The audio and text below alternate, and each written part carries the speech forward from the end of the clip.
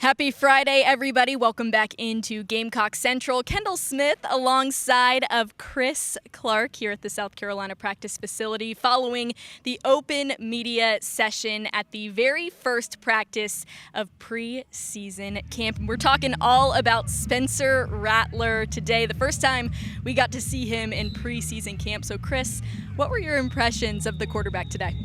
Yeah, we got to see a bunch of quarterbacks, and Spencer obviously taking reps with the ones. Now, we saw Spencer, of course, during spring football. We saw him for a little bit of the spring game, but good to see him out here again.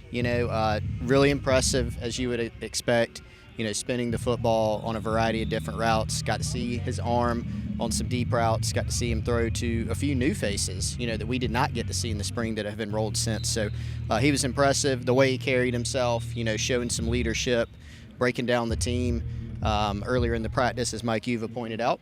And, so it was good to see him out here again. You mentioned the way that Spencer spins the ball, and I think so many people excited to see what Rattler is going to do this season for South Carolina. With this first practice, just talk about how different Spencer is from maybe any quarterback that you've seen at South Carolina.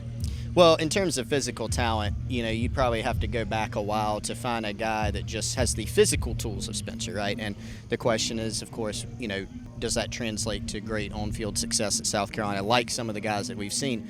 He's done that at Oklahoma. Shane Beamer, I think, pointed out yesterday, this is a guy that's won a ton of football games, in a row. A lot of talk about the quote-unquote down year he had last year, and statistically and what you saw on the field, that would have been a great season, here. So Spencer, has a ton of talent.